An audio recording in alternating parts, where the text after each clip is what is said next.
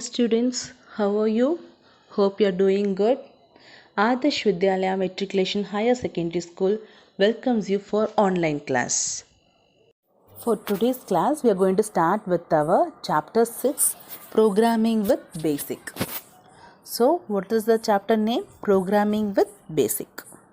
So, for this class, we are going to discuss about only two topics. One is algorithm and flowchart. What are two topics we are going to discuss? One is algorithm and flowchart.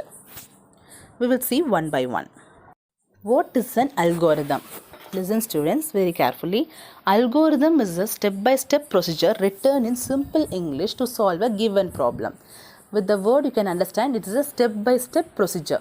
At down can you see step 1, step 2 it goes on. So it is a step-by-step procedure. It is written in simple English. The English which we use is very simple, very easy to understand to solve a given problem. For example, any problem is given, we are going to write step by step to solve the solution for that problem. Clear? Yes. So see example I have given. Write an algorithm to prepare coffee. We all know how to prepare coffee, isn't it? So how we are going to prepare? So step 1, start. Next, on the stove.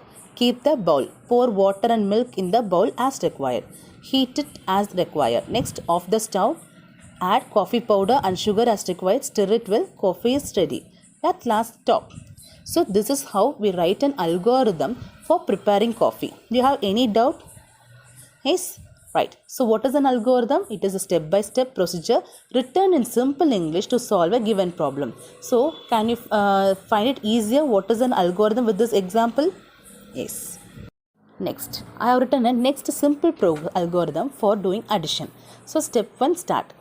For example, if you want to do addition, minimum we require 2 numbers, isn't it? With one number will be able to do an addition? No. At least we need 2 numbers for doing an addition. So we are going to do an addition for using 2 numbers. So for the first step, it is always start. Step 2, input 2 numbers. We are going to get an input of 2 numbers.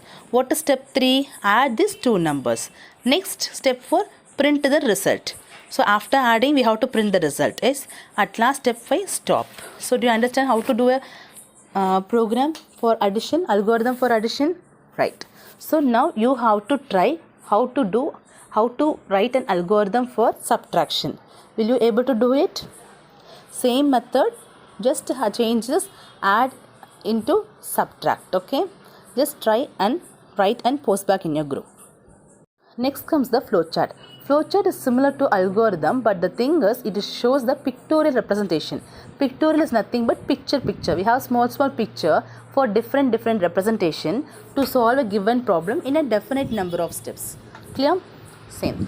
So what are symbols used in this flowchart? We told pictures, isn't it? So what is picture or symbol used here? Oval, parallelogram, rectangle, rhombus, circle, pentagon, hexagon, arrows, etc. Many are there. So for you in this stage, we are going to use these symbols for doing a flowchart.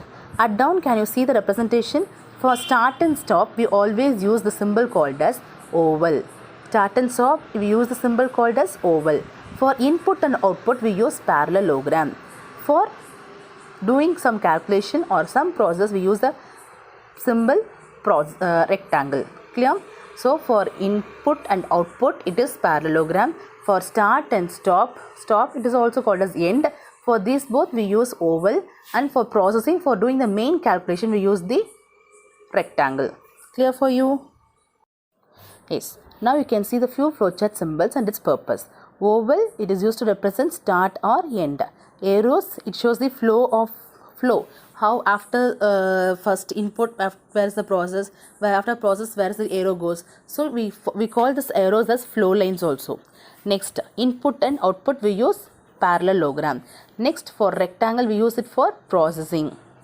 Next, diamond box or decision box, we can say it is used for taking a decision. For examples, if there is any one problem, there will be 2 solutions or more than 2 solutions. So at that time, how to take a decision?